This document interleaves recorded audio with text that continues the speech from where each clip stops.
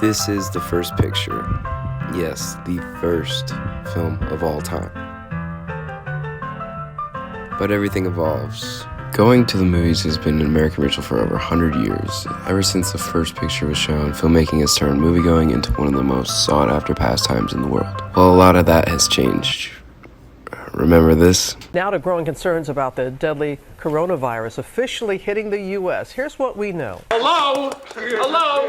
Anybody home? Hey, think with fly, think. Yeah, how could you not? Anyways, where were we? Right. It's currently November in the year 2020. The pandemic has been around for nearly a year, and in the States for over 9 months. The climate of moviegoing has all the while ended for the most part. Back in April, Universal Studios, a production company of monstrous films such as these, made the courageous decision to release its multi-million-dollar family film Trolls World Tour, sequel to the smash hit Troll, onto streaming platforms for the rental price of $19.99. Bold move, right? How could that possibly be profitable, right? There was a special on these tonight. 3 for 1. 3 for 1? Yep. How can that be profitable for Frito-Lay? Wrong. Trolls World Tour made more profit for Universal Pictures in just 3 weeks of its digital release than its predecessor did in 5 months theatrically. That's over $100 million in the span of 3 weeks. Universal ran with that success for a slew of other releases that we won't go too far into. But needless to say, they weren't as successful but strong enough for Universal to issue a statement on future releases, stating that they will have coinciding releases digitally and theatrically. This then started a huge debacle between Universal and partnering movie theater chain AMC, and, well, you know the rest. Universal Studios has claimed to release their films to digital services just 17 days after their theatrical debut. Although the rental price is limited to the $20 range with access to the feature for around 48 hours, this may mean the end of cinema for the foreseeable future.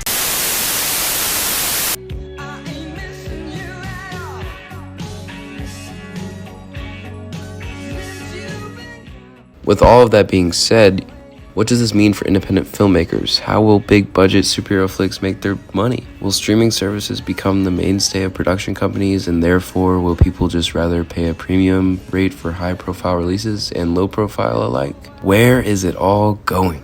Let's take a step back for a moment and take into account the biggest streaming conglomerate, Netflix. Netflix, the dominant streaming service conglomerate home to endless hours of content at the price of $8.99, absolutely destroyed their quarterly report in early stages of the pandemic, reporting an additional 15.77 million paid international subscribers. Now let's throw Disney's streaming service, Disney Plus, into the equation. For the first time ever, the Disney Vault is unlocked forever. That's a big deal. All Disney in one. With the big budget films such as the live-action remake of Mulan and the latest Pixar film Soul, Disney has tried 2 different methods of digitally releasing these films rather than in a large nationwide theater rollout. First, Disney rolled out Mulan with a $30 price tag on top of their $7 subscription. Then on October 12th, Disney announced a plan to release Soul on the streaming service December 25th, rather than a theatrical release over Thanksgiving week.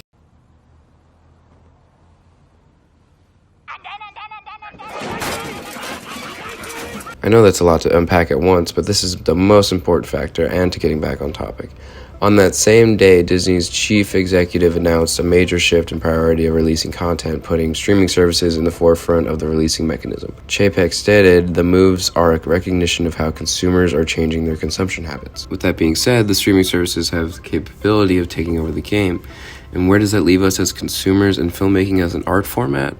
Well, while I would love to argue for the avocation of movie theaters, that is just not possible during the middle of a pandemic. And even if it ends, it's going to be a chore and a half for studios to get people back into the theaters. But streaming services aren't necessary. Take Netflix, for example, with their production of Martin Scorsese's The Irishman. No studio wanted to support the film due to its over 3.5-hour runtime and use of innovative de-aging technology. Netflix produced it and saw a reach of 7.1 million unique US viewers and was nominated for a total of 10 Academy Awards. Not only did Netflix allow Scorsese full control over his project, but it was a major win for the streaming service, providing viewership success and critical praise. So I think it is possible for streaming to be the penultimate alternative to movie theater going. Although I'd love to fight for this theatrical experience all day, streaming is the best option during and post-pandemic. In all reality, reality, the reopening of a movie theater is just not feasible. Although they are trying their best to entice masses to return with new sanitizing procedures, socially distanced seating, and even in some cases, reduced ticketing prices, the theaters have little to no capability of guaranteeing safety from the virus. There is in fact a mandate for mask wearing throughout the entirety of the picture,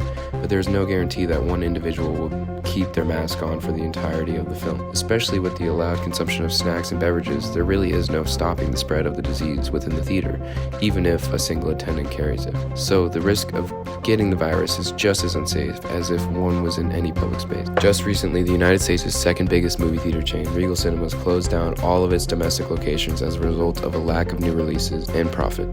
The Wall Street Journal writes, movie theater stocks have taken a massive hit over the last 9 months. AMC stock is down 32% since the start of the year. Cinemark has stumbled around 70%, and Marcus Theatres is down 75%, and IMAX has slumped 40%. On a combined basis, the sell-off has wiped out nearly $2.7 billion in market value for these stocks since January. The decline of cinemas is only the calm before the storm. In the time of pandemic and even post-pandemic, the focus on streaming may be the most creatively enduring and profitable. The idea of the cinema may have to become more of a relic and sought-after experience, and the limits of streaming are, well, limitless.